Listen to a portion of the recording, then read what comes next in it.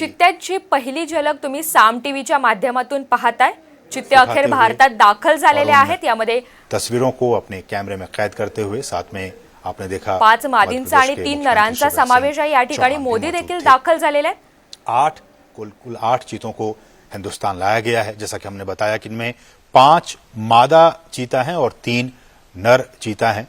इन 8 चीतों को आपने देखा, प्रधानमंत्री ने विशेष जो क्रेट्स थे उन क्रेट्स को खोल दिया गया और फिर वो सभी 8 चीते अब मुक्त हो चुके हैं। लेकिन ये अभी जंगलों में नहीं जाएंगे।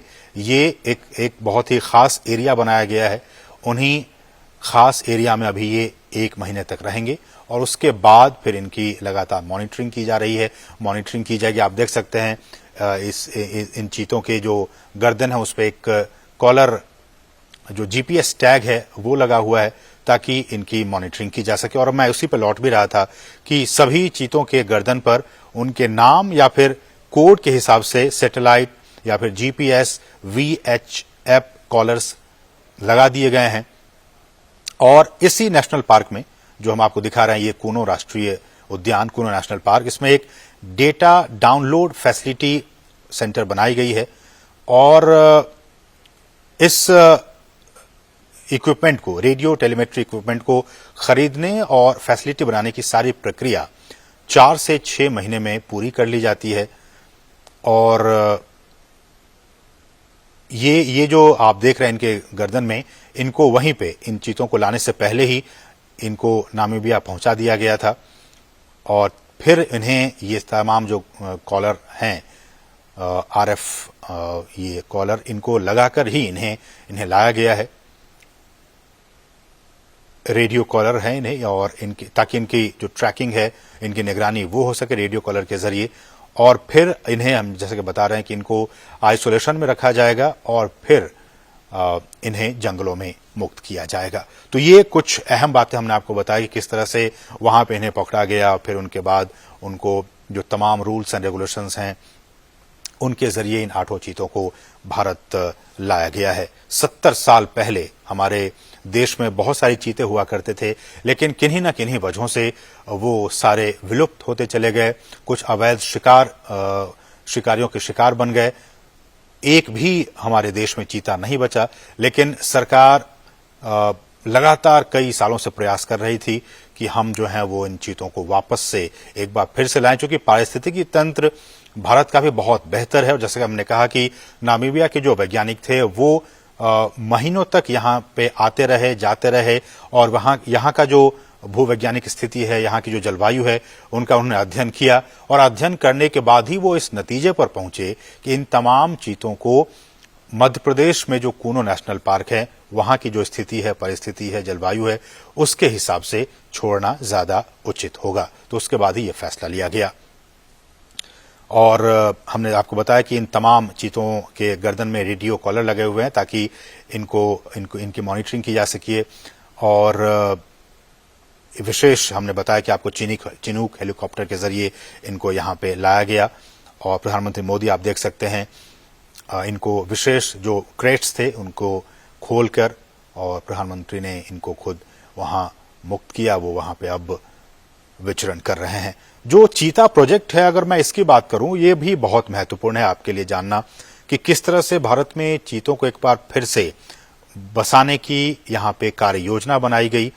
और इस योजना के तहत 5 साल में देश के कई नेशनल पार्क में ऐसी उम्मीद की जा रही है, जो हमारे वैज्ञानिक हैं, जीव वैज्ञानिक हैं, उनकी तरफ से ये कहा जा रहा है कि अगर ये ट्रांसलोकेशन और यहाँ पे ये सारी चीजें सही अनुमान के मुताबिक, प्लानिंग के हिसाब से सब कुछ ठीक रहा, तो आने वाले 5 से 10 साल में इनके जरिए और भी जो बच्चे होंगे उनको ऐसे उम्मीद की जा रही है कि 40 से 50 चीते पैदा होंगे और फिर उनको देश के अलग अलग नेशनल पार्क में फिर उन्हें बसाया जाएगा। बहुत ही महत्वपूर्ण। अभी तो सिर्फ ये 8 चीते कूनो नेशनल पार्क में आए हैं, लेकिन इनके बाद इनकी जब आबादी बढ़ेगी, ऐसी उम्मीद की जा रही है कि 40 से 50 के तादाद में इनकी आबादी होगी आने वाले 5 सालों में। तो उसके बाद इनको फिर देश के अलग अलग नेशनल पार्क में फिर इन चीतों को बसाने का काम किया जाएगा। और इस कार्य योजना के जरिए जैसा कि हम कह रहे हैं कि भारत एक बार फिर दुनिया के सबसे तेज रफ्तार वाले जानवर चीता का घर अब बनने जा रहा है और भारत सरकार ने चीतों को फिर से देश के जंगलों में लाने का काम किया है, बहुत ही महत्वपूर्ण काम किया है। और प्रधानमंत्री जैसा कि आप देख सकते हैं कितने उत्साहित हैं, खुद कैमरे के जरिए उन तस्वीरों को कैद करने की कोशिश कर रहे हैं। प्रधानमंत्री खुद भी चीतों को देश में लाने और इसे बसाने में निजी, बिल्कुल पर्सनल लेवल पे निजी रुचि दिखा रहे थे और उसी का नतीजा है कि आज ये 8 चीते अब हिंदुस्तान की सरजमी पर पहुंच चुके हैं। ये हम आपको बताएं, चीता आपने भी देखा होगा तमाम टेलीविजनों के जरिए, नेशनल ज्योग्राफिक पे, एनिमल प्लैनेट चैनल पे, कि किस तरह से ये जंगलों में रहता है और ये एक मांसाहारी जानवर होता है। भारत से इसका लगभग 70-75 साल पहले खात्मा हो गया था और कहा जाता है कि अवैध शिकार जो रहा वो एक बहुत अहम वजह रहा इनके एक्सटिंक्ट होने के, इनके विलुप्त होने के। ज्यादा शिकार, और ये भी कहा जाता है कि जो चीतों का जो नेचुरल हैबिटेट था उनको भी काफी नुकसान पहुंचा था, इसलिए धीरे धीरे विलुप्त हो गया। बहरहाल देश में चीतों को फिर से लाया गया है और हमारे जो जंगल हैं उनका जो इकोसिस्टम है, उनका जो पारिस्थितिकी तंत्र है, ये अब उनके लिए वरदान साबित हो सकता है। जैसा कि हम सभी जानते हैं कि ये जो जानवर है, ये जो चीता है, वो खुले मैदानों में रहते हैं। उनका आवास मुख्य रूप से वहीं होता है जहां उनके लिए शिकार अच्छी खासी तादाद में मौजूद होते हैं। घास के मैदान हो, झाड़ियां हो, खुले जंगल हो, अर्ध शुष्क वातावरण और थोड़ा सा ज्यादा तापमान उनके लिए सही होता है। तो थोड़ा ज्यादा तापमान हो, हम जानते हैं कि मध्य प्रदेश का ये इलाका ज्यादा तापमान इनका रहता है यहाँ पे 12 महीने, इसलिए भी हमारे जो वैज्ञानिक हैं उन्होंने कहा कि ये काफी उचित होगा यहाँ पे इन्हें रखना। घास के मैदान हैं, झाड़ियां हैं, खुले जंगल हैं, ये तमाम चीजें इनके अनुकूल है इनको यहाँ पे रखने के लिए, इसलिए यहाँ पे इन्हें लाया गया। चीतों को बचाने के लिए उनके शिकार करने के आधार, उनको हमें बचाने की जरूरत है।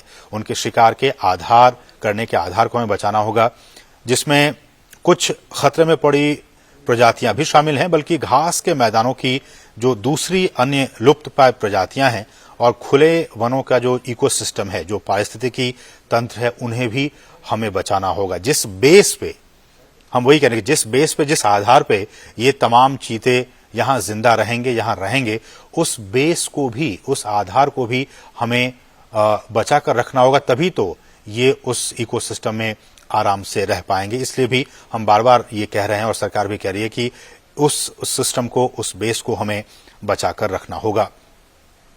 चीतों को वापस लाने से देश में खुले जो जंगल हैं उनको बचाने के काम को भी अब काफी मजबूती मिलेगी। और ये भी देखा गया कि बड़े जो मांसाहारी जानवरों में मानव जो इंटरेस्ट है, ह्यूमन इंटरेस्ट, मानव हितों के साथ संघर्ष चीतों में सबसे कम पाया जाता है। दूसरे जो ऐसे वाइल्ड एनिमल्स होते हैं उनके साथ मैन एनिमल कॉन्फ्लिक्ट होते रहते हैं, अक्सर होते रहते हैं, लेकिन चीतों के साथ ऐसा नहीं है।